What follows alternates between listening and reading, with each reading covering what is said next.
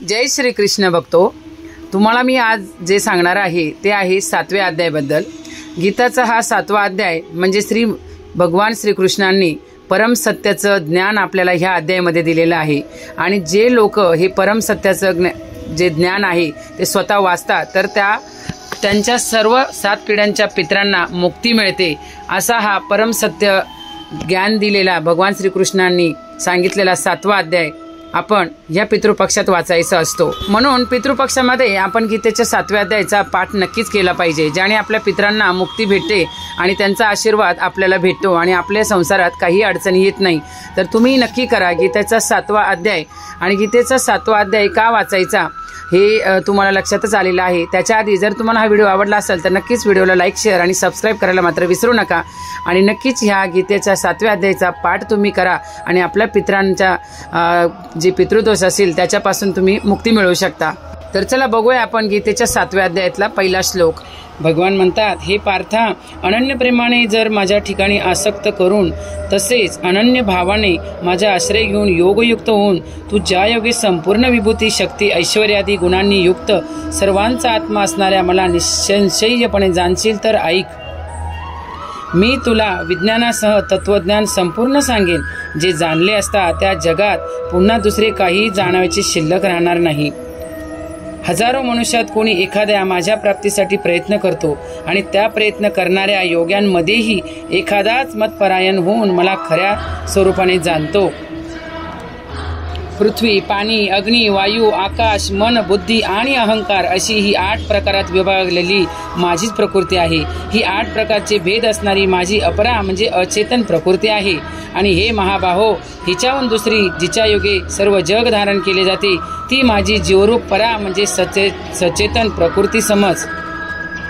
हे अर्जुना, तू असं समज की सर्व भूत मात्र या 2 प्रकृतीपासूनच उत्पन्न झालेली आहे आणि मी सर्व जगाची उत्पत्ती व प्रलय आहे, अर्थात सर्व जगाचे मूळ कारणच मी आहे। हे धनंजया, माझ्याहून निराळे दुसरे कोणतेही परम कारण नाही। हे संपूर्ण जग दोऱ्याचे मणी ओवावे तसे माझ्यात ओवलेले आहे। हे अर्जुना, मी पाण्यातील रस आहे, चंद्र सूर्यातील प्रकाश आहे, सर्व वेदातील ओंकार आहे, आकाशातील शब्द आणि पुरुषातील पुरुषत्व आहे। मी पृथ्वीवरील पवित्र गंध आणि अग्नीतील तेज आहे, तसेच सर्व भूतांचे जीवन आहे आणि तपस्व्यांमधील तप सुद्धा मीच आहे। हे अर्जुना, तू संपूर्ण भूतांचे सनातन कारण मला समज। मी बुद्धिमानांची बुद्धी आणि तेजस्व्यांचे तेज आहे।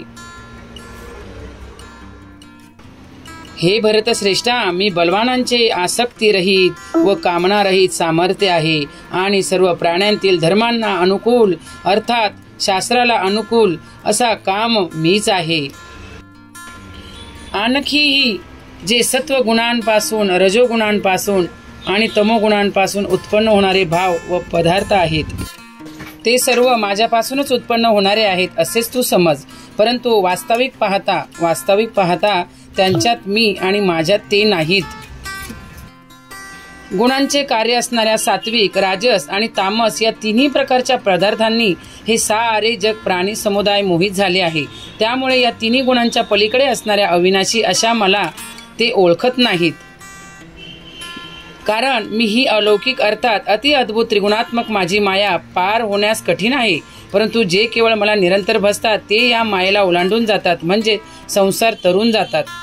मायेने ज्यांचे मन हिरावून घेतले आहे असे आसुरी स्वभावाचे मनुष्यात नीच असणारे, दृष्ट कर्म करणारे मूर्ख लोक मला भजत नाहीत। हे भरतवंशीयांमध्ये श्रेष्ठ अर्जुना, उत्तम कर्म करणारे अर्थार्थी, आर्त, जिज्ञासू आणि ज्ञानी असे 4 प्रकारचे भक्त मला भजतात। त्यापैकी नेहमी माझ्या ठिकाणी ऐक्यभावाने स्थित असलेल्या, अनन्य प्रेमभक्ती असलेल्या ज्ञानी भक्त अतिउत्तम होय। कारण मला तत्वता जाणणाऱ्या ज्ञानी माणसाला मी अत्यंत प्रिय आहे आणि तो ज्ञानी मला अत्यंत प्रिय आहे।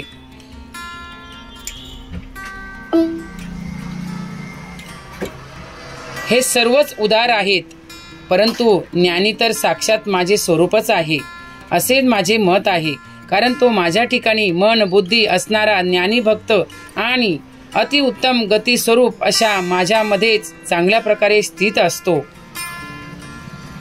पुष्कळ जन्मांच्या शेवटच्या जन्मात तत्वज्ञान झालेला पुरुष सर्व काही वासुदेवच आहे असे समजून मला भसतो तो महात्मा अत्यंत दुर्मिळ आहे. त्या भोगांच्या इच्छेने ज्यांचे ज्ञान हिरावून घेतले आहे असे लोक आपापल्या स्वभावाने प्रेरित होऊन निरनिराळे नियम पाळून इतर देवतांची पूजा करतात. जो सकाम भक्त ज्या देवता स्वरूपाचे श्रद्धेने पूजन करू इच्छितो त्या भक्तांची त्याच देवतेवरील श्रद्धा मी दृढ करतो.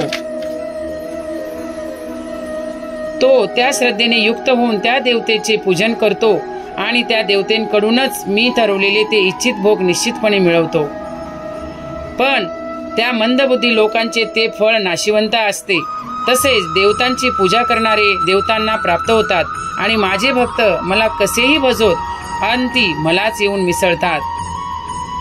मूळ लोक माझ्या सर्वश्रेष्ठ अविनाशी अशा परम भावाला न जाणता मन इंद्रियांच्या पलीकडे असणाऱ्या सच्चिदानंद घन परमात्म स्वरूप मला मनुष्याप्रमाणे जन्म घेऊन प्रकट झालेले मानतात. आपल्या योग मायेने लपलेला मी सर्वांना प्रत्यक्ष दिसत नाही, म्हणून हे अज्ञानी लोक जन्म नसलेल्या अविनाशी मला परमेश्वराला जाणत नाहीत. अर्थात मी जन्मणारा मरणारा आहे असे समजतात. हे अर्जुना, पूर्वी होऊन गेलेल्या वर्तमान काळातील आणि पुढे होणाऱ्या सर्व प्राण्यांना मी जाणतो, पण श्रद्धा भक्ती नसलेल्या कोणीही मला जाणत नाहीत. हे भरतवंशी अर्जुना, सृष्टी इच्छा आणि द्वेष यामुळे उत्पन्न झालेल्या सुख दुःख रूप द्वंद्वांच्या मोहाने सर्व प्राणी अत्यंत अज्ञानाला प्राप्त होतात. परंतु निष्काम भावाने श्रेष्ठ कर्माचे आचरण करणाऱ्या ज्या पुरुषांचे पाप नष्ट झाले आहे ते राग द्वेषाने उत्पन्न होणाऱ्या द्वंद्व रूप मोहांपासून मुक्त असलेले दृढ निश्चयी भक्त मला सर्व प्रकारे भजतात. जे मला शरण येऊन वार्धक्य व मरण यांच्यापासून सुटण्याचा प्रयत्न करतात ते पुरुष, ते ब्रह्म, संपूर्ण अध्यात्म आणि संपूर्ण कर्म जाणतात. जे पुरुष अधिभूत, अधिदैव व अधियज्ञ यांसह मला अंतकाळीही जाणतात ते युक्त चित्तांचे पुरुष मला जाणतात, म्हणजे मला येऊन मिळतात.